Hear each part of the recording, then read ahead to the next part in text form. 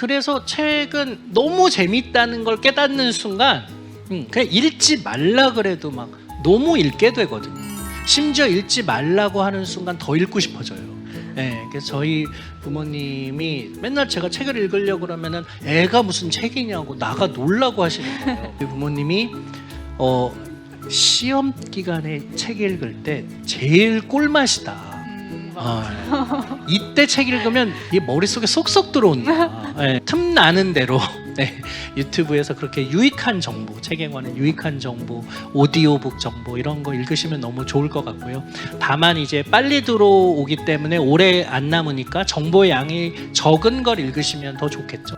깊이 사귀면 사귈수록 그런 편향 없이 내가 직접 경험하고 있는 거니까 그 사람을 온전히 받아들일 수 있는 태도를 갖추게 하는 게 책의 장점이고 또 뇌과학의 장점인 것 같거든요. 새해 결심을 지키려면 계단을 이용할 정도의 에너지를 쓸 각오를 하셔야 되는 거예요.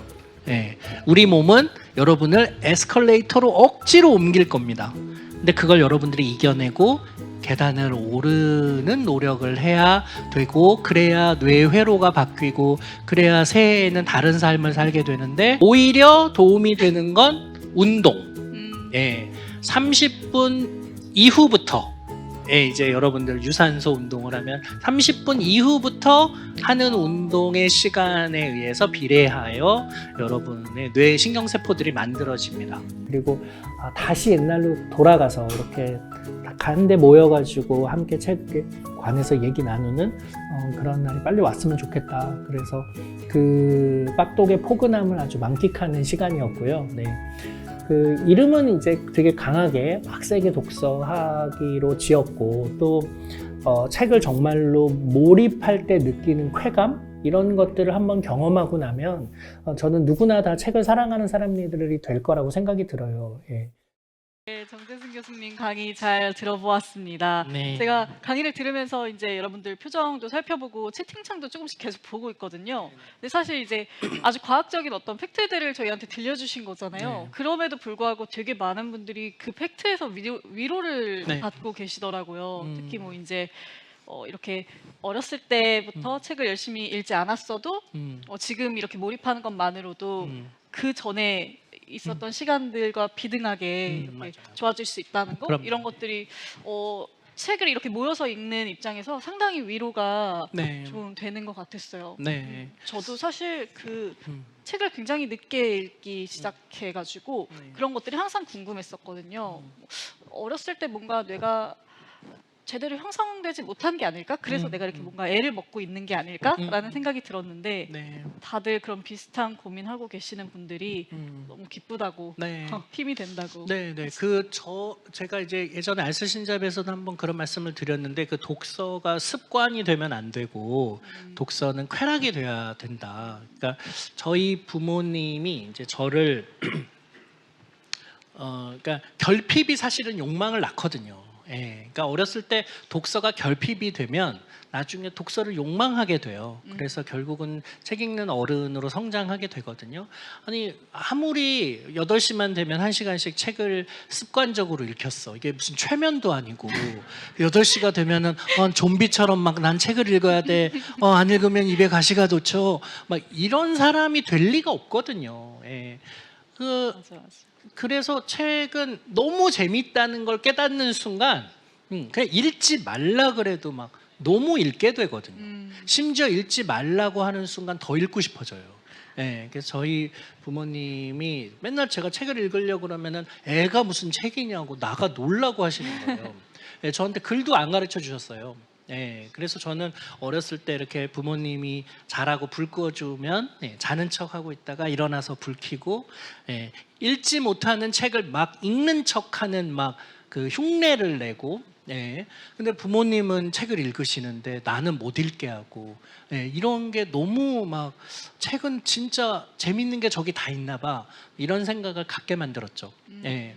그리고 그래도 안 읽어요. 원래 저도 그러고도 많이 안 읽었어요. 맨날 놀고 노는 게 당연히 더 재밌죠. 근데 그런 경험들이 쌓이면 어느 순간 책이라는 거에 대해서 그러니까 언젠가는 내가 저 세계로 갈 거라는 걸 알아요. 네. 그리고 시험 때 참 그 저희 부모님이 대단하다고 느낀 게 그 중학교 2학년 때 중간고사 기간인데 너무 소설책이 재밌는 거예요. 그래서 놓을 수가 없는 거예요. 예. 그래서 그걸 계속 읽는데 보통 그러면 이제 부모님이 너 시험 공부 안 하니 이럴 만도 한데 저희 부모님이 시험 기간에 책 읽을 때 제일 꿀맛이다. 이때 책 읽으면 이게 머릿속에 쏙쏙 들어온다. 예, 그래서 책을 막 읽으라고 하시는 거예요. 예. 근데 약간 저는 지금 생각해봐도 저는 제 애한테 못 그럴 것 같거든요. 네, 근데 저희 부모님이 그렇게 하시더라고요. 그래서 그 진짜 그때 책 읽는 재미를 완전히 느꼈고, 예. 그래서 그 이후에 책 읽는 거를 되게 많이 즐기게 됐고, 그리고 당연히 그때 뭐 시험을 뭐 못 볼 수 있죠. 다음 날 시험. 근데 그러면 다들 깨닫잖아요. 시험 때는 그래도 읽지 말아야지라고 자기가 한번 시험 못 보고 나면 깨닫거든요. 예, 그래서 그 다음에는 스스로 잘 행동하기 때문에 그거 그렇게 굳이 막 야단칠 필요 없더라고요. 지나고 생각해 보면. 그래서 저희 부모님이 그런 독서의 중요성은 잘 말씀해 주신 것 같아요. 그래서 저는 여러분들이 그 중에서 어떤 것들은 한번 실천을 해보셔도 좋을 것 같아요. 네. 맞습니다. 그 정재승 교수님이 책을 읽게 된 이런 어떤 역사가 되게 재밌더라고요. 그래서 그 12발자국 책에 그런 얘기들이 종종 나와 있어가지고 궁금하신 분들 한번 읽어보시면 좋을 것 같아요. 저도 네. 읽으면서 되게 많이 웃고 인사이트 좀 많이 얻었거든요. 그러면 저희가 지금 정말 질문이 많이 와서 한참을 제가 골라야 될 것 같아요. 네. 먼저 저희에게 이 빡독 전에 사전 질문을 주신 분들이 계세요. 네. 이 질문들을 먼저 조금 나눠보도록 하겠습니다. 좋습니다. 지금 채팅창에 계실지 모르겠는데요. 장은영님께서 이런 질문 남겨주셨어요. 이런 분들 요즘 많으시더라고요. 책보다 요즘에는 뭐 이제 오디오북도 있고 유튜브도 있고 막 여러 가지 매체가 있잖아요. 네. 이런 것들을 같이 듣거나 혹은 그것만 듣는 것이 쉽고 빨라서 네. 재밌다, 네. 재밌게 느껴진다 이렇게 말씀하시거든요. 네. 근데 이런 읽는 독서와 듣는 독서의 장단점, 네. 듣는 독서만으로도 괜찮은가? 이런 네. 질문을 주셨어요. 네. 어떻게 생각하세요? 네. 다 좋은 것 같아요. 저는 개인적으로는 오디오북 들으시는 거 너무 좋은 것 같고요. 유튜브에서 요즘 책 되게 소개해주고 요약도 해주고 막 얘기하잖아요. 그런 거 들으시면 너무 좋을 것 같아요. 네. 일단 우선 첫째는 여러분 예전에 대학에 수업 들은 거 한번 생각해 보세요. 그 내용이 기억이 나나요? 그 한 학기 수업 듣잖아요. 그거를 그 다음 해에 물어보면 평가를 해보면 5% 정도 기억에 남아요. 네, 그러니까 어차피 우리는 듣거나 읽은 게 기억이 안 난다. 그걸 아셔야 돼요. 네, 그리고 10대 때는 꽤 많이 기억나요. 10대 때는 꽤 많이 기억나는데 평가를 위한 독서나 시험 공부밖에 안 하기 때문에 일부러 지우는 거지. 그 다음날 시험 보고 나면 쫙 잊어버리는 이유가 그 시기에 사실은 책을 더 만약에 읽었다 그러면 훨씬 더 그 기억은 오래 남아요. 근데 지금 여러분들은 그보단 나이가 좀 있으시잖아요. 지금 여러분 책을 읽거나 뭘 들으면 오래 안 남는다. 네, 일단 우리가 그걸 인정하고, 네. 게다가 책은 정보 양이 많아요. 네, 정보 양이 많기 때문에 천천히 읽고 곱씹고 생각해야 좀 더 머리에 오래 남아요. 네, 그러니까 유튜브로 듣는다거나 오디오북으로 들으면 되게 빨리 지나가잖아요. 그러니까 그 책을 그대로 읽으면 그 책 안에는 상대적으로 정보가 많은데 그걸 되게 빠른 속도로 여러분 귀에다가 쏟아내기 때문에 그중에 여러분 머릿속에 남는 양은 많지 않을 수 있다. 네. 근데 책은 상대적으로 오래 읽고 곱씹기 때문에 전체 구조가 기억에 남을 확률이 조금 더 높은 거죠. 그러니까 정보 양이 많은 만큼 거기에 쓰는 시간도 되게 많은 거예요. 예. 그러니까 당연히 남는 양도 조금 더 많겠죠. 예. 그러니까 그걸 그냥 단순 비교하면은 안 되고, 예. 내가 한 10시간쯤 투자를 했다고 하면은 어쩌면은 머릿속에 남는 양은 비슷할 수 있어요. 네. 근데 그게 조금 양상이 다른 거죠. 예. 그래서 저는 둘 다 권해드립니다. 예. 그래서 지금 그런 유익한 오디오북이나 뭐 유튜브에서의 책 속에 이런 거를 보지 않고 그냥 재밌고 단순한 것들에 훨씬 더 많은 시간을 쏟기 때문에, 네. 책 읽는 거하고 비교했을 때 오디오북의 그런 기억이 좀 떨어진다고 해서 그걸 안 읽을 건 절대로 아니고요. 네. 오히려 틈나는 대로 네, 유튜브에서 그렇게 유익한 정보, 책에 관한 유익한 정보, 오디오북 정보 이런 거 읽으시면 너무 좋을 것 같고요. 다만 이제 빨리 들어오기 때문에 오래 안 남으니까 정보의 양이 적은 걸 읽으시면 더 좋겠죠. 네, 저는 미국에 있을 때 이제 영어를 배우려고 영어 공부 차원에서 운전할 때마다 오디오북을 켜놓고 들었거든요. 근데 그때 읽었던 것 중에 뭐 예를 들어서 미국의 역사 이런 건 기억에 잘 안 남아요. 너무 정보의 양이 많고 막 외울 게 많잖아요. 근데 뭐 모리와 함께한 화요일 이런 거는 와 진짜 가면서 막 신호에 왜 안 걸리지? 나 이거 지금 계속 들어야 되는데 할 정도로 예, 너무 빠져서 듣고 막 나중에 막 울고 막 그렇게 되더라고요. 눈물이 막 운전하는데 눈물이 핑 돌고. 예. 그러니까 정보량이 좀 적고 이야기가 있고 막 이런 것들은 저는 오디오북으로 읽으셔도 너무 좋을 것 같아요. 네, 네. 이게 문득 궁금해지는데 네. 책을 읽으면 어느 정도 상당 부분이 휘발되는 것이 정상이라고 말씀해 주셨잖아요. 물론이죠. 네. 그러면 이제 아무래도 생각하게 된단 말이에요. 그러면 우리가 지금 이 시간을 왜 투자하고 있는 것인가? 네, 네. 이게 휘발된다고 하더라도 네. 그 읽는 행위 자체에 어떤 뇌에 네. 뭔가 도움을 주는 거겠죠? 가치가 있는 거겠죠? 그 5%만 남는다고 하면 나는 어떤 5%를 머릿속에 담을 거냐를 고민하시면 돼요. 네. 그래서 저는 책을 읽는 시간이 일단 즐겁고, 근데 그 중에 5% 정도 추려 남는다고 하면은 그 5%는 꼭 기억해야지라고 생각하시고 이제 읽으면 좋죠. 근데 10대, 20대 때는 전체 구조를 파악하는 능력이 떨어지고 세부 디테일을 기억하는 능력이 현저히 높아요. 그러니까 숲을 못 보고 나무를 되게 잘 보는 거예요. 네. 근데 그 시기에 학생들한테 뭐 고전 읽히잖아요.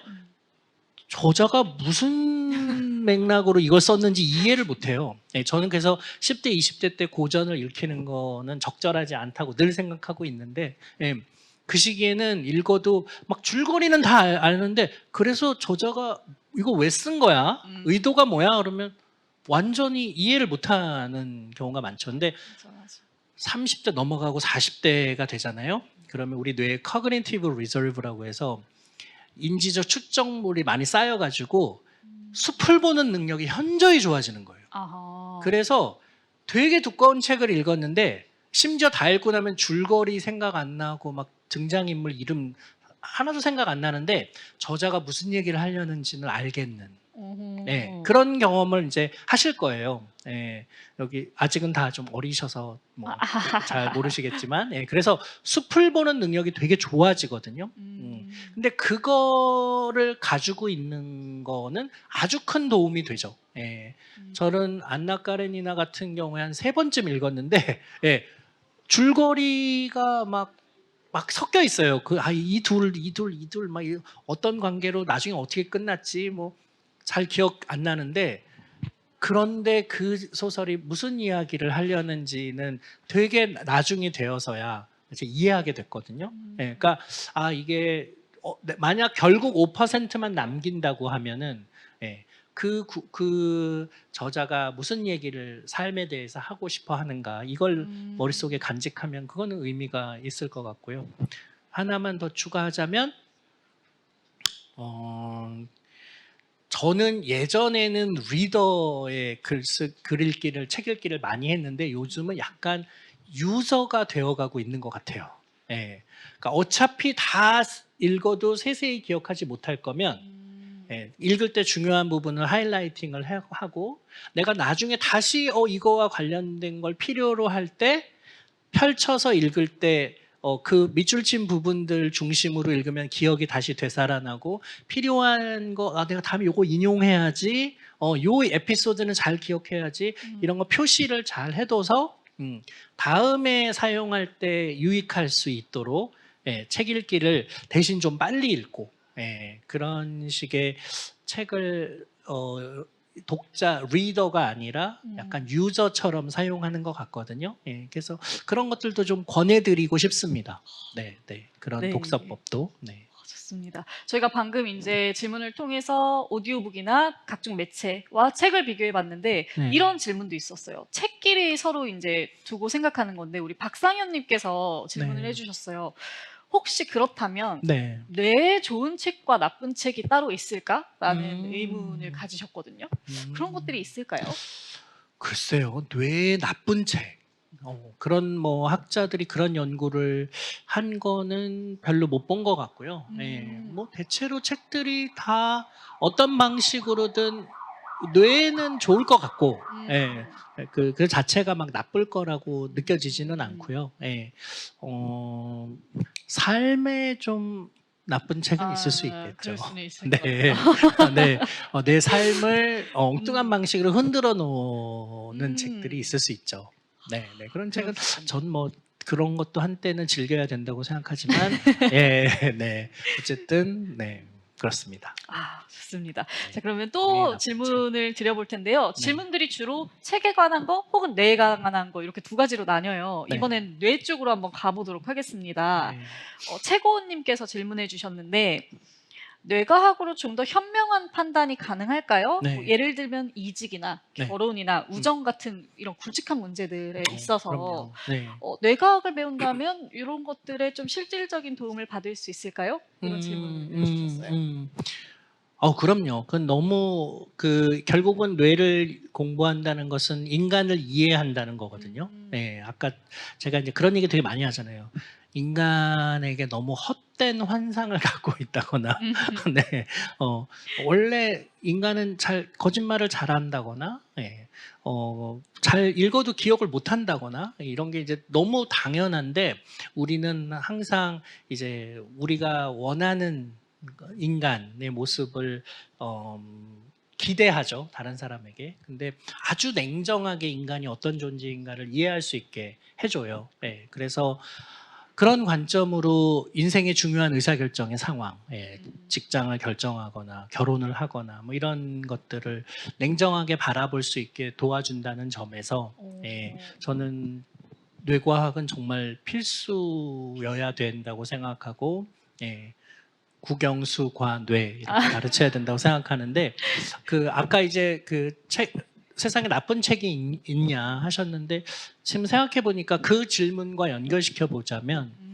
저는 사람들이 이제 대체로 인지적 편향이 있어요.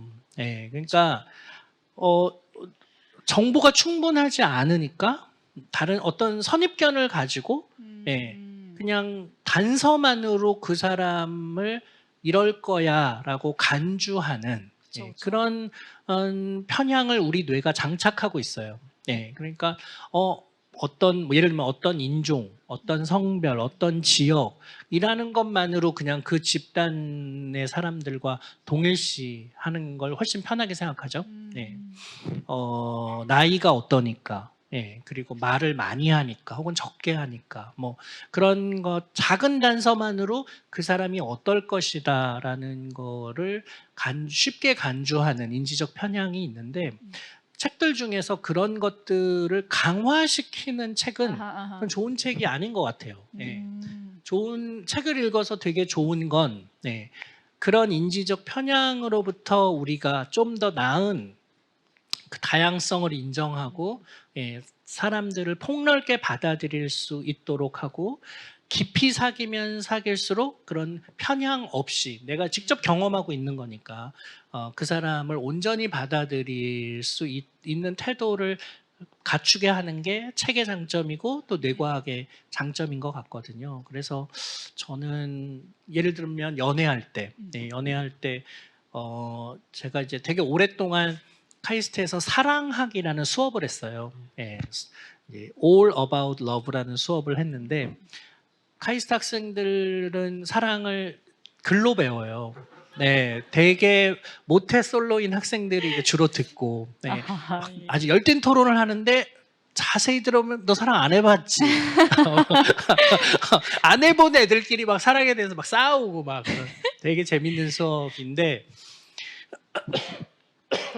근데 그 수업에서 굉장히 이제 저희가 애쓰는 거는 이성에 대한 그런 우리가 뭐 영화나 드라마나 이제 이런 만화나 이런 걸로부터 얻은 환상을 제거하고 한 인간으로서 사람을 보는 법을 가르치는 게 출발이거든요.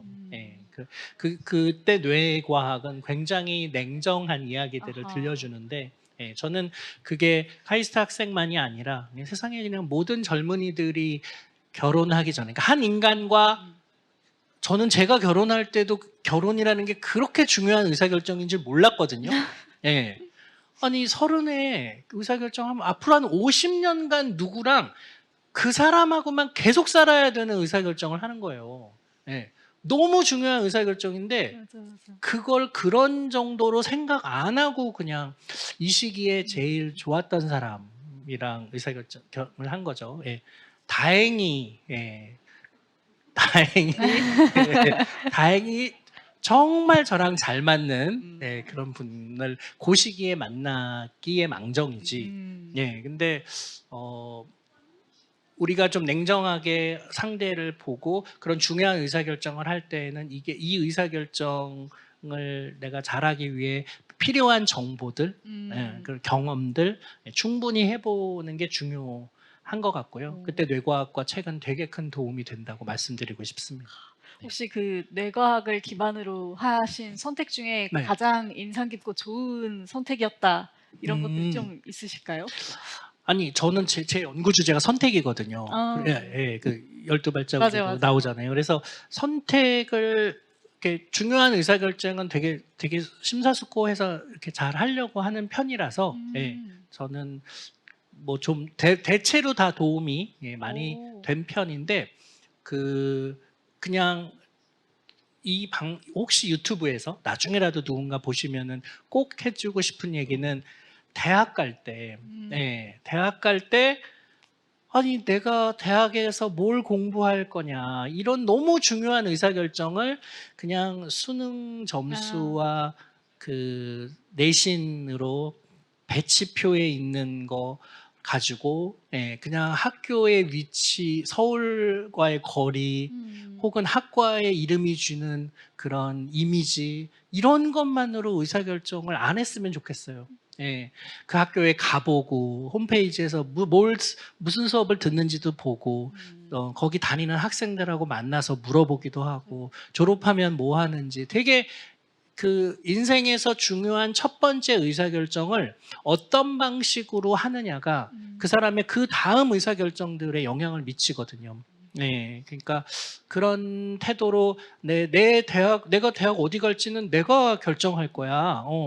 그거를 그냥 엄마 아빠가 가라는 대로 간다거나 학원 선생님이 여기 가야 합격해. 예, 이런 게 아니라 나 진짜 알아보고 잘 그렇게 의사결정을 해야 결혼도 그런 사람이랑 할 거고 그런 사람이 나타나지 않았을 때 뭐 굳이 꼭 또 떠밀려 결혼하는 일 없이 그런 좋은 의사결정들을 하기 위해서는 첫 단추도 좀 잘 끼었으면 좋겠어요. 네, 너무 좋습니다. 자, 그러면 저희가 이제 채팅으로도 질문을 주셔가지고 이제 나눠볼 텐데 우리 이신님께서 질문 주셨어요. 이게 네. 달이 이제 12월이 되다 보니까 네. 새해를 앞두고 있다 보니까 아주 많은 분들이 이거 궁금하실 것 같아요. 많은 분들이 이제 새해에는 무엇을 할 것이다 결심하시잖아요. 네. 근데 다들 해보셨겠지만 이제 흐지부지 된단 말이죠. 네. 가령 3일 정도면 네. 흔히 흐지부지가 되는데 왜 이렇게 자꾸 원래대로 돌아가려고 하는가? 네. 그것을 좀 뇌과학적으로 알려달라라고 네. 이신님께서 네, 질문해 네, 네. 주셨습니다. 그거는 저 12발자국의 그 결정장애 챕터에 아주 자세히 나와 있어서 책을 참고하시면 되는데, 제가 이제 저자 3분 요약을 해드리자면, 그런 얘기 진짜 들어보셨잖아요. 우리 뇌가 우리가 먹는 음식 에너지의 23%를 쓴다. 예.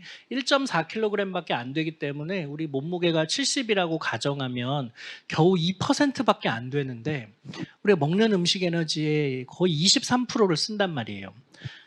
그 다음이 간, 그 다음이 근육이에요. 예, 그러니까 술 먹으면 되게 힘든 이유가 다 이제 거기서 나오는 거죠. 근데 이게 무슨 얘기일까요? 왜 뇌가 에너지를 많이 쓴다? 이게 무슨 의미냐? 그만큼 중요하다는 뜻일까요?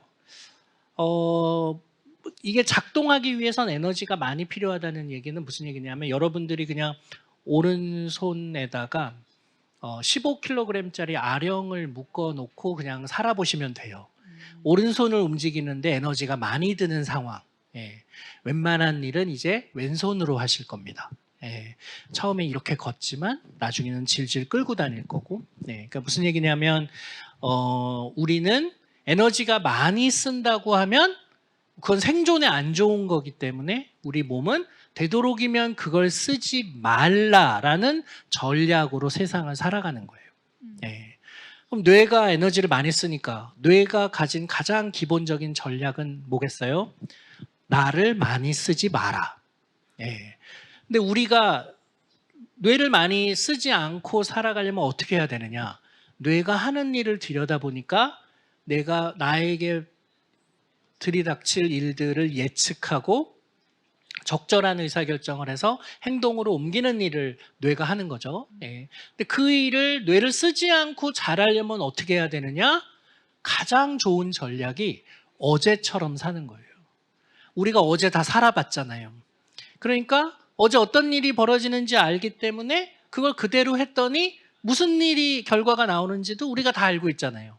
예. 그리고 별일 없다고 하면은 오늘도 그렇게 살 때 우리는 뇌를 안 쓰고도 안전하게 세상을 살겠죠. 그 전략을 우리가 습관이라고 부르는 겁니다. 예. 그러니까 뇌가 하는 일은 항상, 야, 쓰지 마. 어제처럼 살아. 예. 그래서 새해 결심이 그렇게 지켜지기가 어려운 거죠. 네. 그 이대 입구 2호선 역 그 지하철 딱 내리면은 그 계단, 에스컬레이터 장난 아니게 길잖아요. 예. 그거를 계단을 오르는 게 새해 결심을 지키는 일이고요. 에너지를 많이 쓰는 일. 에스컬레이터를 타는 게 어제처럼, 작년처럼 사는 거예요. 예. 여러분 에스컬레이터 타세요? 계단 이용하세요? 예. 다시 말하면 새해 결심을 지키려면 계단을 이용할 정도의 에너지를 쓸 각오를 하셔야 되는 거예요. 예. 우리 몸은 여러분을 에스컬레이터로 억지로 옮길 겁니다. 근데 그걸 여러분들이 이겨내고 계단을 오르는 노력을 해야 되고, 그래야 뇌회로가 바뀌고, 그래야 새해에는 다른 삶을 살게 되는데, 그건 참 어려운 일이다. 예. 그렇지만 보시면 계단을 오르는 사람들이 있잖아요. 의외로 많으세요. 예. 너무 존경스럽고, 저는 그분들 항상 너무너무 존경스러운 마음으로 에스컬레이터에서 바라보거든요. 네. 네. 네. 너무 훌륭하신 분인 거죠. 그리고 그런 분들 항상 계시고, 그래서 다음에는 우리가 그 계단에 쓰면 너무 좋을 것 같아요. 네, 여러분이 우리가는 아니고 여러분이. 네, 좋습니다. 전 아직 자신이 없어요. 네. 그 습관에 대해서 얘기를 들으니까 약간 내가 그동안 나만 그렇게 의지박약은 아니었구나. 이것은 뇌의 아주 자연스러운 활동인 거구나. 약간 좀 위로가 되는 것 같아요. 그래도 뭐 새해에는 또 다짐을 한번 해보겠지만, 네, 열심히 계단을 올라보도록 하겠습니다. 자, 그러면 저희 이번에는 현장에 계신 분들이랑도 질문 한번 나눠볼 텐데, 네. 혹시 요거 궁금한 게 있었다 하시는 분 계실까요? 네. 2층도 괜찮습니다. 네. 바로 앞에도 계시고 네. 물 많으시네요. 네. 일단 먼저 한번 네. 앞으로 마이크를 좀 전달드리겠습니다. 네. 앉아서 해도 되나요? 네, 그럼요. 네. 네, 그럼 안녕하십니까. 알쓸 신잡 이후로 네. 계속해서 곰돌이 네. 교수님의 팬인 아이고. 독자입니다. 조용히 아이고. 혼자서 책을 읽다가 이렇게 네. 만나뵈니까 너무 좋네요. 네, 네. 감사합니다. 네. 네. 다름이 아니라 저는 모든 세상이 코로나 이후로 이제 온라인으로 가고 있는 추세잖아요. 근데 이제 예전에 저는 스토커한테 5년 전에 시달린 경험이 있어서 근데 그 후로 다행히 그냥 원래 SNS 자체를 별로 하지 않았었기 때문에 지금까지는 그냥 별 문제 없이 그냥 잘 살고 있는데 이제 모두가 다 넘어가고 있는 시점이다 보니 여쭤보고 싶은데 넷플릭스의 소셜 딜레마라는 영상이 있는 것처럼 자극적인 뉴스나 개인의 프라이버시 침해 같은 부작용이 있는데 이 부분에 대해서 교수님께서는 어떻게 생각하시는지 궁금하고요. 감사합니다. 너무 중요한 질문이시죠. 네. 그러니까 아마도 저는 시간이 지나면 지날수록 소셜 미디어를 통한 우리의 삶이 조금씩 늘어나고 확대될 거라고 생각하고, 그리고 거기서의 인간 관계가 그러니까 그 인간관계도 지금 현실에서의 인간관계 못지않게 점점 중요해지는 삶으로 이동할 것 같아요. 예전에는 현실에서의 인간관계는 굉장히 중요하지만 온라인 소셜 미디어에서의 인간관계는 굉장히 얄팍하고 넓지만 얄팍해서 그게 삶의 공허함을 줄 거다, 이런 얘기들을 되게 많이 했는데, 로빈 덤바에 따르면 지금 그렇지 않다는 걸 보여주고 있어요. 그러니까 그 소셜 미디어에서도 보니까 사람들이 팔로워 수가 아무리 많아도 실제로 긴밀히 소통하는 사람의 수는 여전히 로빈 덤바의 수처럼 150명에서 250명 사이. 그러니까 우리가 마음대로 확장하지 않고 있고, 그리고 평소 커뮤니케이션 하는, 소셜미디어 안에서도 커뮤니케이션 하는 사람의 수는 150명을 크게 넘지 않더라. 그리고 그들하고는 조금 더 진한 관계를 만들고, 그리고 대개의 경우에는 그들과 오프라인의 만남을 이으려고 우리가 노력하는 것 같고, 그래서 저는 온라인과 오프라인의 삶을 예전처럼 그렇게 점점 구별하지 않고 아톰 세계와 비트의 세계가 혼재하는 세상으로 갈 것 같아요. 오프라인에서도 항상 진상 친구들이 있죠. 네, 그래서 꼭 스토커까지는 아니더라도 우리가 그런 인간관계로부터 곤란을 겪는 일이 현실 세계에도 굉장히 많고, 그리고 그것이 온라인으로 가도 여전히 거기서도 여전히 존재하잖아요. 그러니까 좀 양상이 다르더라도 다르긴 하지만 거기서도 그런 상황들이 존재하는데, 저는 그럼에도 불구하고 결국 인간이 그런 인간 관계를 통해서 건강과 행복을 만들어 간다는 게 최근 연구 결과들의 대세예요.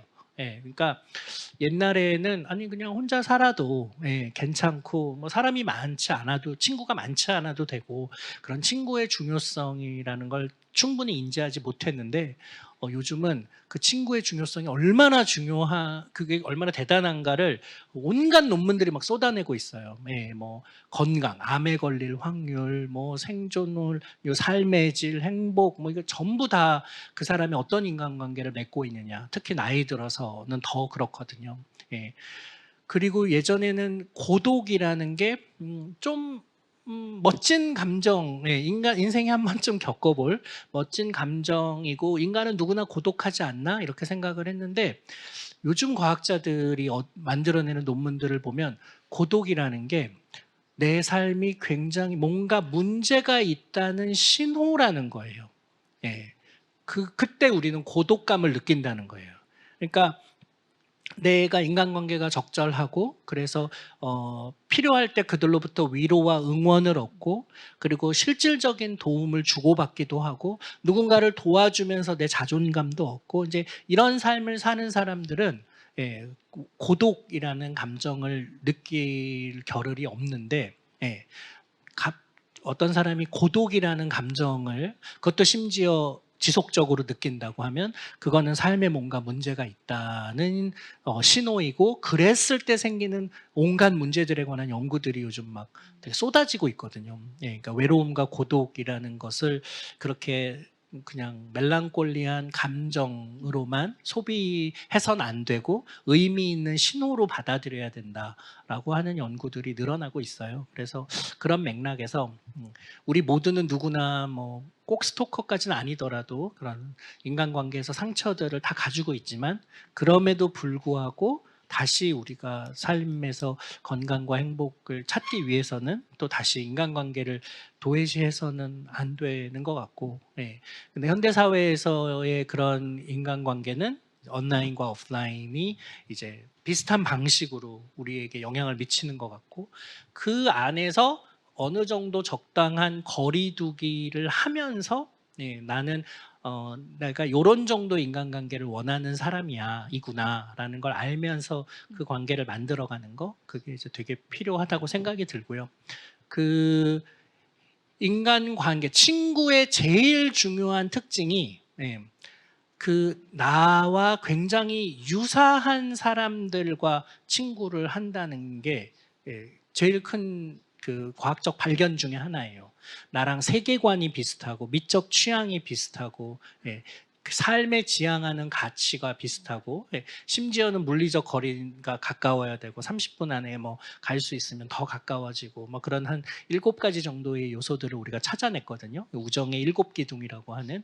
그래서 그런 관점으로 보자면 친구를 통해서 우리는 나를 발견하는 거죠.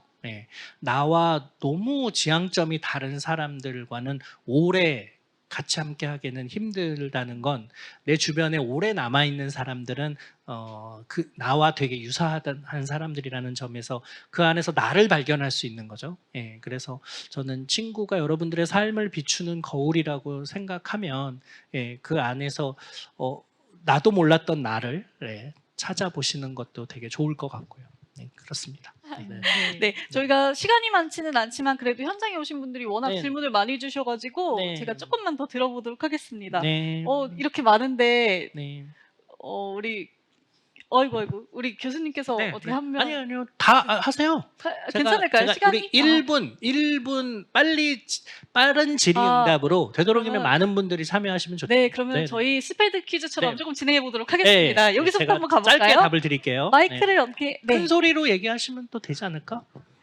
네, 저는 그 교수님께서 사랑학 수업을 네네. 하셨다고 할 때 질문 드리고 싶었는데요. 네네. 왜냐하면 저도 사랑에 대해서 좀 이야기 많이 나눠보고 싶고 그런 교육을 해보고 싶은 사람이어서요. 네. 그래서 그때 그 교육을 왜 맡게 네. 되셨는지 아, 그리고 그 수업은 어떻게 구성하셨고 학생분들의 피드백은 어땠는지 궁금합니다. 네. 그 수업은 이제 그러니까 사랑이 처음 시작은 아니었고 사람들이 이제 요즘 융합 교육이 지난 한 20년 전부터 화두인데 교수는 융합을 안 하면서 학생보로 융합하라고 하는 그러던 시절이에요. 그러니까 그게 쉽지가 않은 거죠. 그래서 그 주제 자체가 너무나 융합적이어서 우리 모두가 융합적 사고를 할 수밖에 없는 것들을 학부부터 경험하게 하자 해서 이제 제가 사랑이라는 걸 주제로 매 수업마다 철학은 사랑을 어떻게 바라보고 미학은 어떻게 바라보고 뇌과학은 어떻게 바라보고 뭐 진화론은 어떻게 물리, 화학 뭐 그런 다양한 분야의 관점으로 사랑을 좀 복합적이면서 총체적으로 이해하는 그런 수업을 했고요. 그러다 보니 자연스럽게 초대 손님도 되게 많았습니다. 그러니까 뭐 진화심리학은 최재천 교수님이 오셔서 그 일부 일처제 다들 막 남자들 싫어하는데 사실 일부 일처제를 하지 않는 대부분의 동물들은 수컷의 10%만 평생 한 번 이상의 교미를 한대요. 그러니까 90%는 짝짓기를 해보지도 못하고 죽는 거예요. 그러니까 인간도 일부 일처제가 아니었으면 이병헌, 강동원이 2,000명하고 살고 우리는 귀뚜라미처럼 목 놓아 우는 그런 걸 벌어지기 때문에 오히려 일부 일처제 덕분에 남자 구실 하는 줄 알아. 막 이런 이야기 막 해주고, 예. 진중권 선생님이 이제 뭐 미학과 관련돼서 예술이 그동안 어떻게 그 사랑을 다뤄왔는지, 뭐 윤종신 씨가 오셔가지고 나는 사랑 노래 지을 때 어떤 자아로 만드는지, 뭐 이제 이런 얘기 하니까 당연히 학생들 너무 재밌죠. 근데 그 수업의 그 백미는 사랑에 빠진 학생들, 그 제 수업을 듣는 학생들 중에 사랑에 빠진 학생들을 저희 연구실에 펑셔널 MRI 안에 넣고 사랑하는 남자친구, 여자친구를 볼 때 뇌를 찍어줘요. 그래서 네가 사랑하는 사람을 볼 때 네 뇌는 이래. 이런 걸 이렇게 사진 찍어서 선물로 주고 그래서 강의 평가는 늘 최고지만 그 수업은 딱 이렇게 수강 신청이 딱 오픈하면은 뭐 1, 2분 만에 마감되는 그런 수업이었죠. 네. 좋습니다. 네, 네, 네. 감사합니다. 네. 네. 또 다른 분. 네, 빠르게 슉 빠르게. 넘어보겠습니다. 네. 네. 그 책 읽는 방법도 이제 뭐 어떤 분은 이제 필사를 하면서 읽거나 네. 어떤 분들은 이제 말하면서 읽거나 어떤 분은 그냥 눈으로만 읽는 분도 있는데 네. 약간 뇌과학적으로 좀 더 기억에 좀 오래 남기려면 네. 어떻게 독서법을 하면 좋은지도 네. 약간 궁금합니다. 최근 나온 논문들 보니까 패드로 읽을 때보다 종이책으로 읽을 때 더 기억에 오래 남는다는 논문이 있더라고요. 근데 그게 왜 그러냐면은 사람들이 맥락적으로 기억하기 때문이래요. 그러니까 이제 페이지가 있고 옆 페이지 다음에 이제 뭐가 있고 내가 뭘 읽었을 때 그 다음에 뭐가 나오고 이제 이런 맥락과 함께 기억하기 때문에 근데 이제 뭐 킨들 파이어라든가 뭐 아이패드 같은 것들은 이제 그런 맥락들을 잘 제공하지 못하니까 그런 기억이 좀 덜 난다고 하더라고요. 그래서 뭐 저는 아까 유저처럼 사용한다고 하면은 사실 패드로 읽어도 너무 좋을 것 같고요. 안 읽는 것보단 당연히 낫고 그 다음에 뭐 종이책으로 읽는 거 너무 좋고 그래서 늘 들고 다니면서 조금씩 읽는 거를 전 권해드리고 각 잡고 이렇게 앉아서 꼭 그래야만 책을 읽는다고 하면 책을 많이 못 읽거든요. 그래서 그냥 늘 들고 다니면서 틈날 때마다 조금씩 읽는 거 그거 권해드리고 그 다음에 주요 문장들이 하이라이팅이 되어 있는 책으로 공부할 때보다 자기가 하이라이팅을 할 문장을 찾으려고 애쓰면서 하이라이팅 할 때 그 책으로 공부할 때 성적이 더 높아요. 그러니까 자기가 깨끗한 책에 자기가 밑줄을 긋는 그런 독서법을 저는 좀 권해드리고요. 하이라이팅 한 거 보면은 기억이 다 되살아나잖아요. 그래서 그렇게 뭐 하는 거 제가 권해드리는 거는 그 정도? 그렇습니다. 네, 감사합니다. 그러면 네. 또 제가 오늘 너무 뒤통수만 보여드려서 그러네. 이거 한번 네. 네. 갔다가 글로 가죠. 네. 네. 네, 안녕하세요. 네. 아까 말씀해 주셨던 안나 카레니나에 대해서 여쭤보고 싶은데요. 네. 그 세 번을 읽고 나서의 음. 느낌과 첫 네. 번째 읽을 때 느낌이 서로 다르다고 하셨잖아요. 네. 저는 지금 두 번째 읽고 있는데 네. 제가 20대 후반인데 네. 지금 느끼는 감정은 음. 사람의 그러니까 좀 불륜에 대한 이야기임에도 네. 불구하고 이런 아름다운 사랑이 있을 수도 있구나랑 네. 그 인간의 감정이 이렇게 좀 다채롭게 표현이 될 수 있구나라는 네. 거를 많이 느끼면서 읽고 있어요. 네. 세 번째 읽었을 때 나이 때와 네. 그때 어떻게 느꼈는지가 궁금합니다. 네. 그러니까 사실 저도 처음에 읽을 때 이제 그 인간관계에 있어서 사랑이 이루어지고 못 이루어지고 또 그것이 행복하고 불행하고는 무엇에 의해서 결정되나. 그들은 그러니까 뭘 잘못했기에 누군가는 불행한 결말을 맞고 누구는 행복한 결말을 맞느냐 이런 것들을 미처 잘 생각하지 못하고 읽었던 것 같아요. 줄거리를 쫓아가 보다 보니까 이들의 이런 분류는 비극적 사랑은 이렇게 이제 마무리가 되는 거구나 하는 줄거리에 좀 집착했다면 좀 나이 들면서 읽을수록 그냥 되게 그런 불륜이라는 것에 대해서도 좀 소설은 우리로 하여금 그런 너무 도덕적 잣대로부터 한 발 떨어져서 한 인간이 느낄 수 있는 어떤 감정 그리고 그 감정을 어떤 방식으로 현실에서 구현하고 결국은 마무리가 되는가 나라면 어땠을까 이런 걸 통해서 좀 그 남녀 관계를 좀 더 큰 틀의 인간관계로 성찰하게 만드는 것 같아요. 그리고 우리는 그 결말을 보면서 참 누구는 불행했고 누구는 행복했을 거라고 얘기하지만 저는 그 등장인물이 실제로 느꼈을 그 행복과 불행은 독자들하고는 또 되게 달랐을 수도 있다고 생각하고요. 뭐 그런 것들, 그 감정선들을 좀 느끼면서 좀 읽었습니다. 네. 네, 감사합니다. 이번에 또 질문 이어서 네. 가볼까요? 네, 너무 오래 기다리셔서. 네네네. 안녕하세요. 오늘 네. 정재승 교수님과 북투버 공백님 북토크 너무 잘 들었고요. 네. 저는 2020년에 버킷리스트 중에 하나가 정재승 교수님의 12발자국을 완독하는 거였어요. 아, 그래서- 진짜요? 네. 그게 버킷리스트였다고? 그런 버킷리스트에 그렇게 쉬운 거를 올려도 되나요? 아니, 물구나무 서고 완독이어야지. 버킷리스트는 뭔가 좀 어려운 거여야 되는데. 그만큼 저에게는 의미가 큰 너무 네, 감사합니다. 네. 공연이었어서 이번에 꼭 오고 싶었고요. 네. 제가 드리고 싶은 네. 질문은 네. 저는 그 나답게 사는 것과 메타인지에 관심이 많은데 네. 혹시 일기를 작성한 방법 외에 나답게 살기 위한 방법 그리고 네. 메타인지를 높이기 위한 방법이 어떤 게 있는지 네. 꼭 네. 여쭤보고 싶습니다. 네, 일단 우선은 제 책 너무 재밌게 읽어주셔서 감사드리고 빡독을 저희 집에서 한다면 그때 꼭 오세요. 네, 초대를 드리겠습니다. 네네. 네, 그때 네 그리고 그때 제가 쓴 12발짝 말고도 다른 책들 뭐 드리면 너무 좋을 것 같고 그 버킷리스트라고 하시니까 네, 그 의미가 있으니까 그 메타인지라는 게 이제 결국은 내가 어떻게 생각하는 사람인가를 이해하는 건데 우리는 그럴 경험들이 잘 없죠.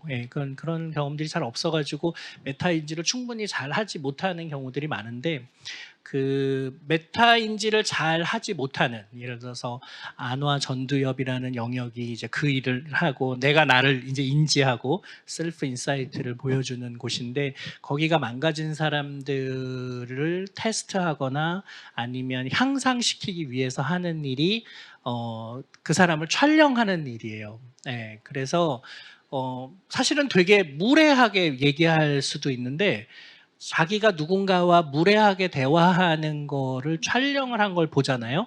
그러면 할 때는 내가 무례한 줄 몰랐는데 촬영된 걸 보니까 야 내가 이런 식으로 말을 한단 말이야 하면서 되게 당황하기도 하고 몰랐던 자기 모습을 발견하기도 하거든요. 네, 저는 그런 식의 메타인지의 경험들을 주로 제가 이렇게 방송에 나오고 이렇게 화면에 나오고 저는 정말 못 보겠어요. 너무 쑥스럽고 놀랍게도 저는 알쓸신잡을 한 번도 본 적이 없어요.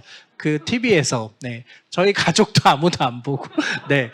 그때 제 기억에 쇼미더머니랑 같이 했나 이래가지고 저희 아이들이 엄마 아빠 쇼미더머니 그냥 우리 볼게 그래가지고 저희 가족도 거의 아무도 안 보고 그냥 하도 재방송을 많이 해서 약간 그 식당에서 보는 정도. 근데 이렇게 그런 화면으로 비친 내 모습을 보면 사실은 그게 어쩌면 아주 적나라한 내 모습일 수 있거든요.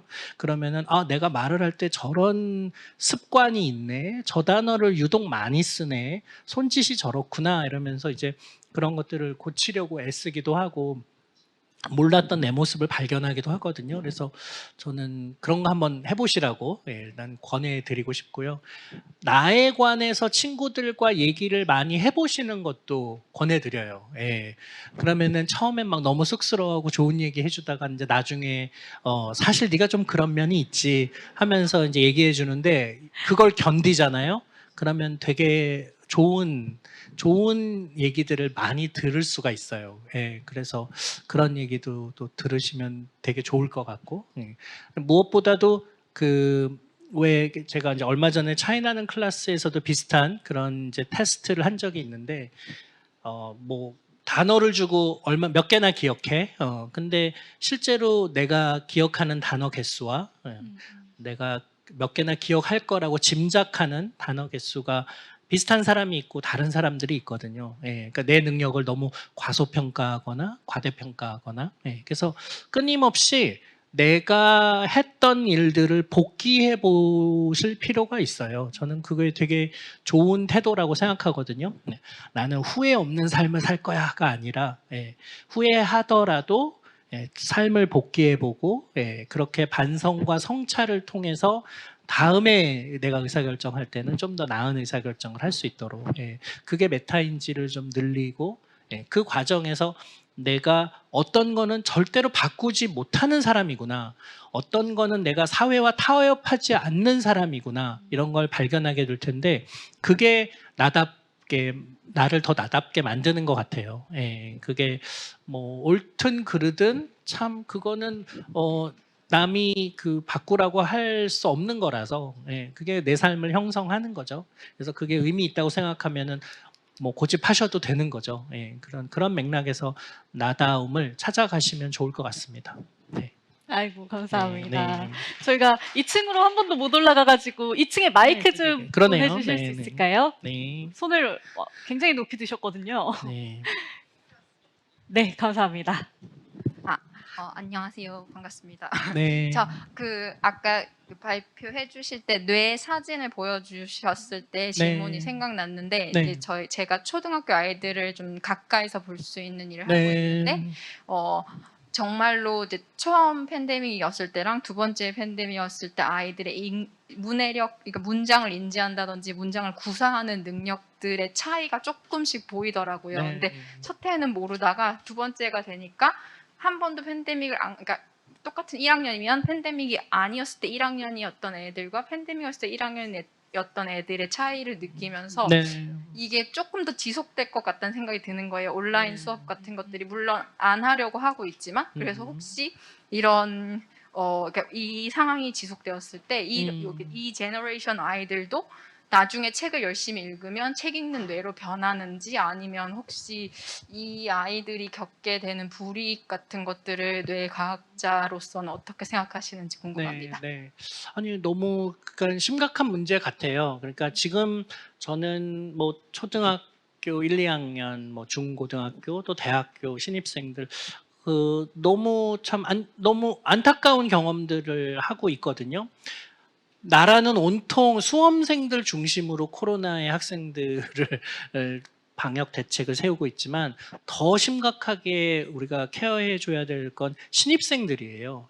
그들이 처음 학교에 가서 잘 적응을 못하기도 하고 또 심지어 그런 그 문해력을 높여야 되는 시기에 충분히 인터랙션을 잘 못하기도 하고 또 책을 읽을 기회가 현저히 줄어들기도 하고 그래서 잘 못 읽는데 뭐 아까 그 뇌 영상 보신 것처럼 그냥 그 연결 자체가 줄어들고 회백질 규모, 백질의 사이즈 이런 것들이 줄어드는 모습들을 보죠.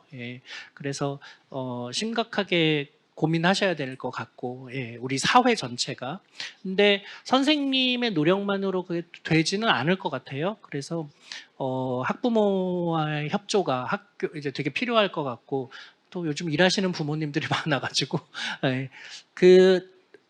뭐 특별히 저가 좋은 아이디어가 있는 건 아닌데 지금 이 빡독 같은 이런 프로그램이 만약에 초등학생들에게도 적용될 수 있다면 그냥 선생님이 그냥 다 켜놓고 공백님 하시는 것처럼 다 켜놓고 그냥 집에서 각자 자기 읽고 싶은 책 읽는 거를 그냥 선생님 앞에서 보여주고 그냥 뭐 무슨 책을 읽어도 상관없고 그래서 우리 1시간 정도 같이 앉아서 책 읽자. 그리고 자기가 읽은 거를 친구들한테 말해주는 시간도 돌아가면서 갖기도 하고 해서 책 읽는 즐거움들을 좀 코로나 시대에 맞게 리모트로라도 학생들이 좀 더 많이 경험하게 하는 노력들이 각별히 필요한 것 같아요. 그리고 책을 읽는데 들어가는 돈들을 지역 화폐를 통해서 요즘 실제로도 뭐 어린이 출판은 코로나 시기에 훨씬 더 늘었거든요. 매출이. 그러니까 그것도 아마 비슷한 맥락으로 아마 시작된 것 같은데 그런 일들이 많이 있었으면 좋겠습니다. 굉장히 중요한 질문 또 우리 사회가 해결해야 될 이슈들을 지금 제기해 주신 거죠. 네. 맞아요. 감사합니다. 네. 또 네. 마지막 질문을 이제 또 주셨어요. 네. 건강에 관한 질문을 주셨거든요. 네. 책 읽는 습관에 대해서 많이 이제 물어봐 주셨는데 네. 이걸 물어봐 주셨네요. 네. 뇌 건강을 위해서 무엇을 챙겨 드시는지. 뭘 챙겨 먹냐고요? 네. 뇌 좋은 음식. 네. 제가 굉장히 뭘 많이 챙겨 먹을 것처럼 보이지만, 네, 의외로 뇌를 위해서는 별로 뭘 먹지 않고 있어요. 예, 이유는 그 먹어봤자 소용이 없다는 걸 너무 잘 알고 있기 때문에 그렇습니다. 그러니까 이제 우리 뇌가 우리가 뭔가 음식물을 먹잖아요. 그러면은 그게 우리 뇌로 들어가지 못하도록 예, 뇌혈관 장벽이라는 걸 만들어놨어요. 예, 그래서 뇌는 너무나 이렇게 독소에 약하기 때문에 그런 게 들어갔다가 뇌가 망가지면 큰일 나니까 예, 웬만한 건 다 막는 뇌혈관 장벽을 만들어 놓아서 여러분들이 그렇게 술을 드시고 담배를 피워도 뇌가 작동하고 있는 거예요. 사실 그 여러분들이 드시는 그 술이라는 게 말도 안 되게 독한 거라서 예, 그게 먹으면 안 되는 거거든요. 근데 그 뇌는 왜 멀쩡하냐? 그걸 다 최대한 막아내고 있기 때문인 거죠. 예, 그래서 피해가 없는 건 아니지만 치명적이지 않은 이유도 걔가 막아내고 있기 때문이다. 그래서 웬만한 걸 여러분들이 잘못 먹어도 뇌가 크게 나빠지지 않아요. 예. 그런데 똑같은 원리로 여러분이 웬만한 걸 먹어도 뇌가 특별히 좋아지지 않아요. 걔가 다 막고 있어요. 예. 그래서 갑자기 뭘 먹었더니 기억력이 향상된다거나 예, 이런 일은 매우 드물다. 예, 그래서 지금 굉장히 많은 광고들이 있잖아요. 예, 맞아요. 그거 대부분 효과 없어요. 예, 심지어 막 요즘 뭐 DHA, 예, 오메가 3 저희 연구실에서 그거 다 실험해봤거든요. 예, 그 자체가 뇌세포를 만들고 작동하는데 기여하는 게 맞아요. 예, 그런데 실제로 먹었을 때 뇌로 들어가는 양이 너무 작아가지고 예, 오메가 3로 정말 뇌가 좋아지려면 연어를 정말 곰처럼 예, 입을 벌리고 통째로 제가 보기엔 몇 달을 드셔야 돼요.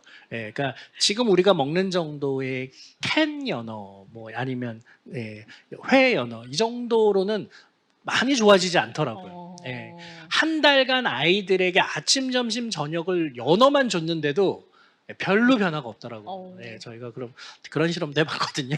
네, 네, 그래서 참 그게 쉽지 않다. 네, 그래서 큰 틀에서는 장기 복용을 조금씩 하시는 거는 뭐 그냥 정신 건강, 나는 뭔가를 하고 있어 내 뇌를 위해서라고 하는데 도움이 되시겠지만 그걸로 크게 좋아지지는 않는다. 네.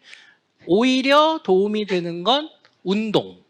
예, 30분 이후부터 예, 이제 여러분들 유산소 운동을 하면 30분 이후부터 하는 운동의 시간에 의해서 비례하여 여러분의 뇌 신경세포들이 만들어집니다. 네, 그러니까 30분 이상의 운동, 그거보다 더 좋은 거는 아직 발견하지 못했고요. 예, 산책이라고 하면 거의 1시간 가까이. 예, 산책은 너무 좋고. 예, 그래서 격렬하지 않은 운동을 오래 하거나 예, 산책하시거나 뭐 그런 걸 오히려 권해드립니다. 네. 세상에 참 쉬운 일이 없어요, 그죠? 네, 그냥 그럼요. 먹는 네. 걸로는 그런 걸로는 안 된다. 그러니까요. 네. 1시간 정도, 30분 이상 몸으로 네, 움직여야 그래서 되고요. 그냥 이렇게 그냥 오디오북 들으시면서 1시간 걷기 이런 거 하시고 이렇게 둘이 대화하면서 산책하기. 예, 저는 되게 많이 하거든요, 산책을. 네, 그래서 그런 거 권해드립니다. 네, 감사합니다. 네. 네. 저희가 질문을 되게 긴 시간 동안 나눠봤어요. 질문해 주시려는 분들이 많았는데, 네, 다 받지 못해서 정말 죄송합니다.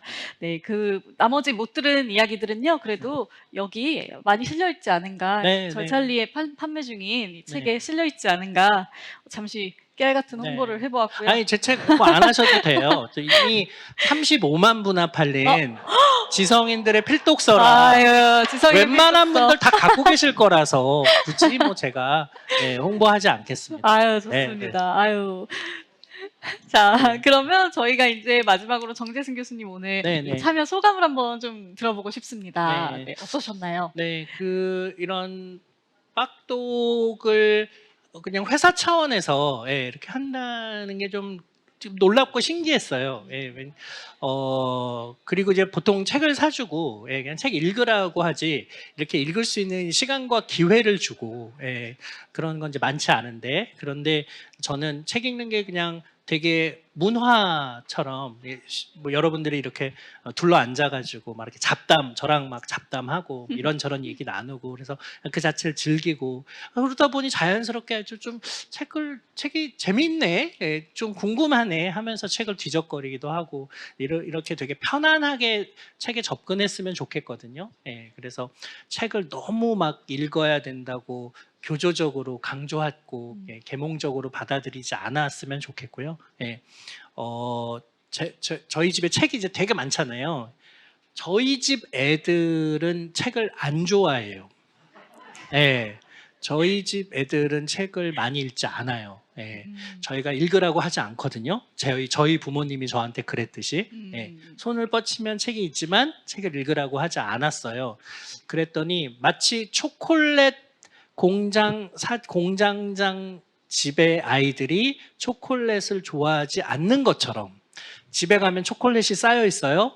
그 집 애들이 초콜릿을 좋아할 거냐? 그 초콜릿 별로 좋아하지 않을 거예요. 너무 많이 먹어서 질릴 수 있는 거죠. 그래서 저희가 별로 책 읽으란 얘기 안 하고, 그래서 저희 애들이 책을 그래서 거의 초등학교 때도 별로 책을 많이 안 읽었고, 근데 기다려 주니까 어느 순간 이제 애들이 책을 읽기 시작하는데, 그러고 나니까 대전에 있는 우리 집이 생각이 나는 거죠.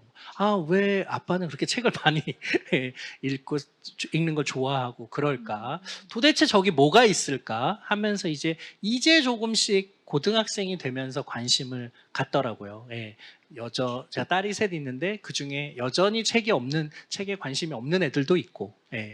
근데 저는 막 조급하게 생각하거나 읽어야 된다고 강조하거나 그러지 않고 있고, 자발적으로 읽을 때 제일 기쁘다는 걸 누구보다도 잘 알고 있어서 저는 여러분들도 마찬가지라고 생각이 듭니다. 그래서 막 이렇게 책을 쌓아놓는 게 하나도 중요한 거 아니고, 그리고 막 읽어야지, 그리고 막 새해 결심으로 막 일주일에 한 권 막 이런 거 세우지 마시고, 너무 즐기듯이 책을 가까이 하셨으면 좋겠고, 그냥 틈날 때마다 펼칠 수 있게 늘 한 권 정도만 갖고 다니시기를, 그런 것만 우리가 실천해도 빡세게 안 하더라도 즐기면서 즐독하시기를 바라겠습니다. 감사합니다. 감사합니다.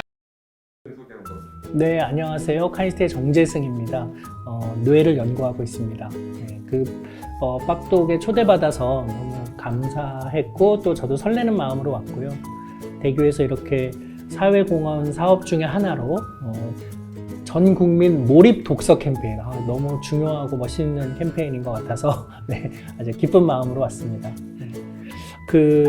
저는 주로 이제 이렇게 최근에는 좀 시간을 좀 알차게 써보려고 저녁 한 10시쯤 자서 새벽 한 4, 5시쯤 일어나서 그 새벽 시간을 그 서재에 가서 논문들을 읽고 뭐 새로운 아이디어들을 만들어내고 이제 그런 일들을 하고 있어요.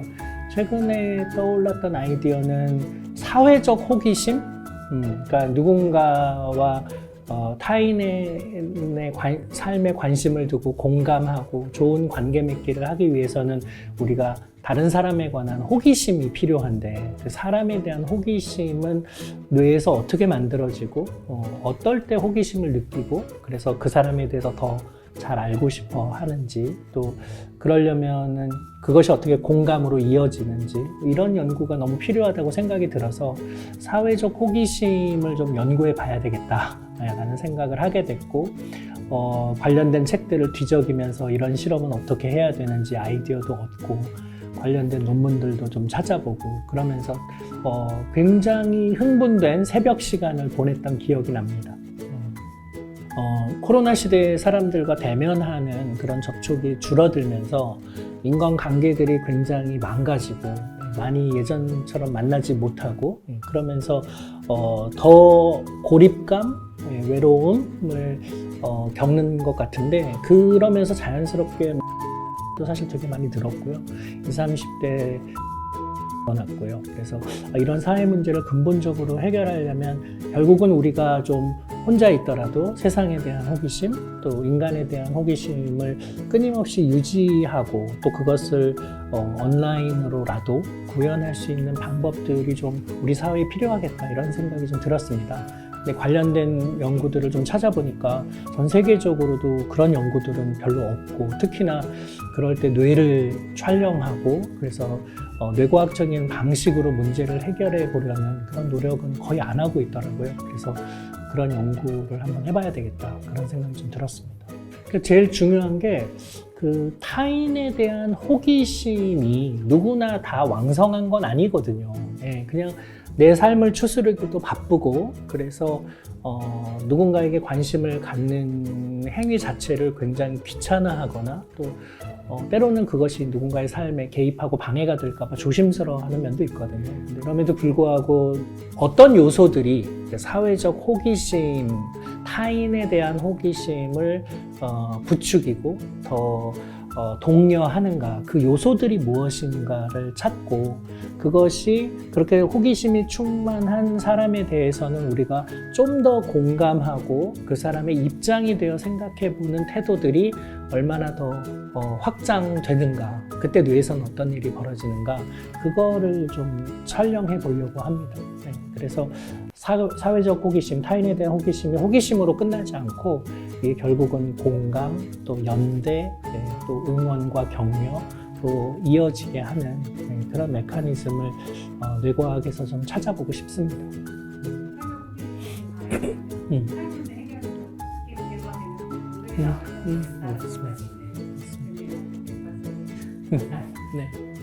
처음에 일단 공간에 들어와서 좀 놀랐어요. 정말로 되게 포근한 공간이고, 네.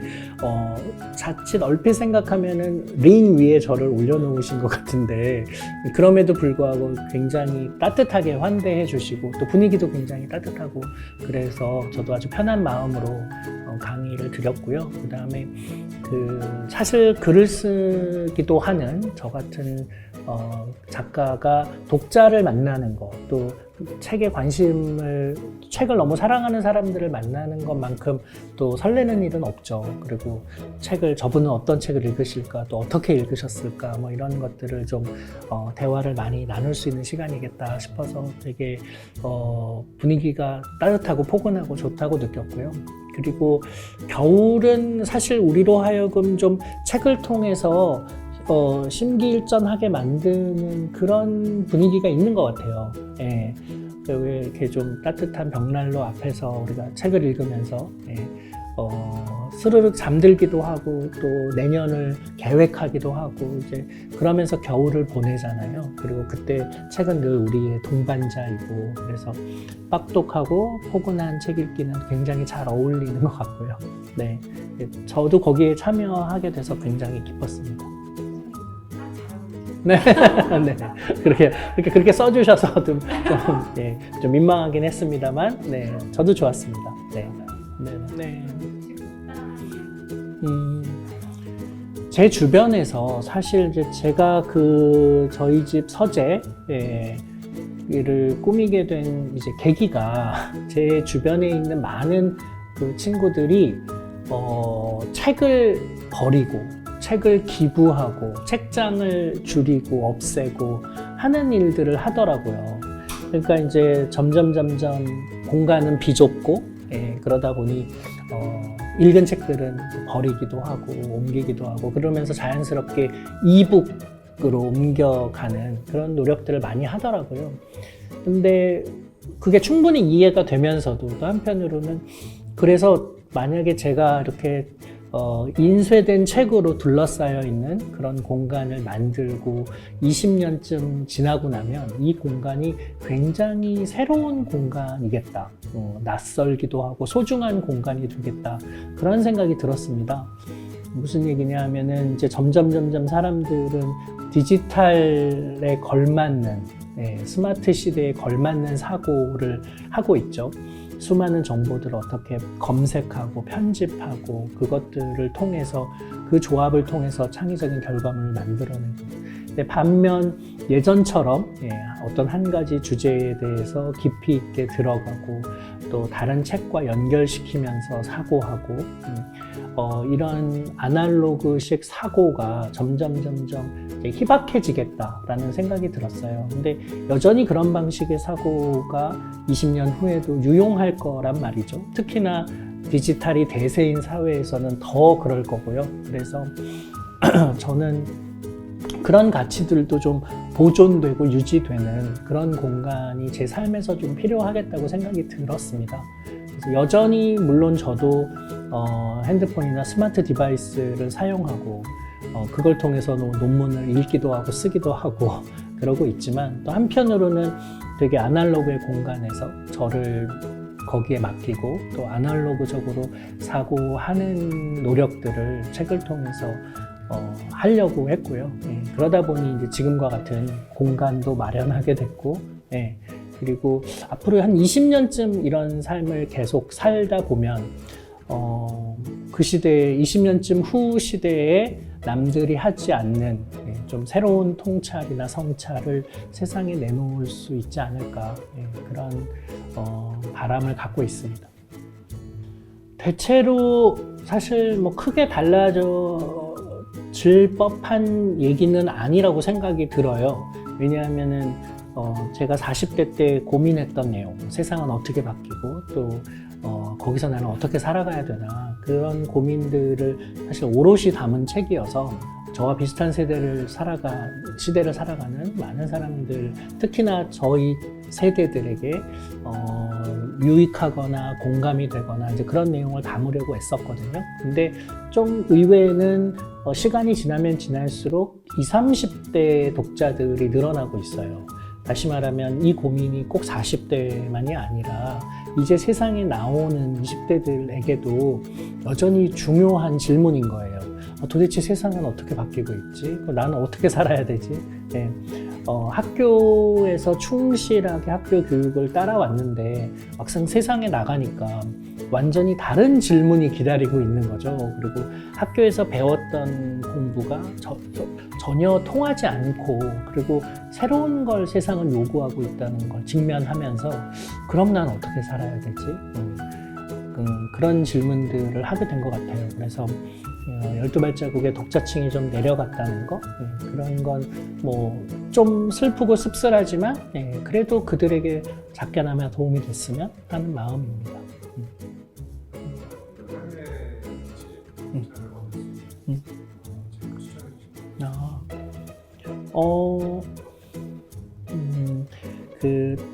최근에 이제 제가 융합인재학부 학생들, 저희 카이스트의 학생들하고 이제 독서, 지성과 문명 강독이라는 독서 수업을 진행하고 있는데, 거기서 행복의 지도라는 책을 함께 읽었어요.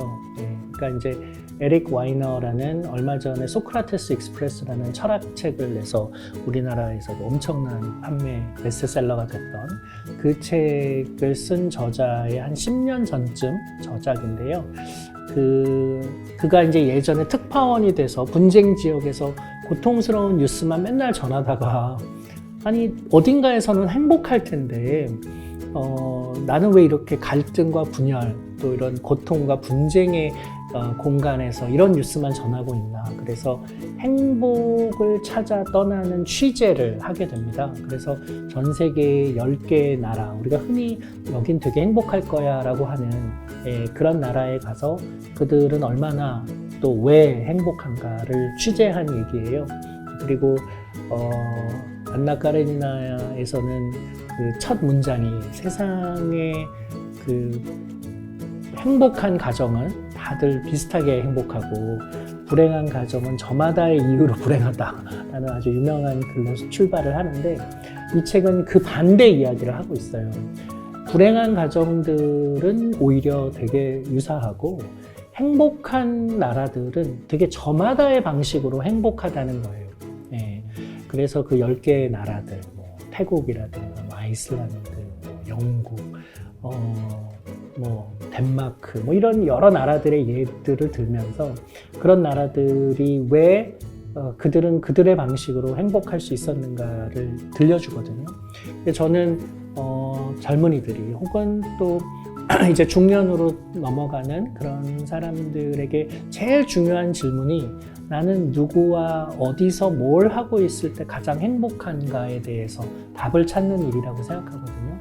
나에 대한 이해도 필요하고 또 한편으로는 세상의 사람들은 어떤 방식으로 행복하게 저마다의 영역에서 생활하고 있는가를 아는 게 굉장히 필요하다고 생각이 들어요. 그래서 그런 맥락에서 행복의 지도를 한번 읽어보시고 또 발로 뛰면서 자기가 전 세계 행복한 사람들을 또 관찰도 해보시고 그러면서 나는 어디서 누구와 함께 있을 때 행복한지에 대해서 답을 얻으셨으면 좋겠습니다.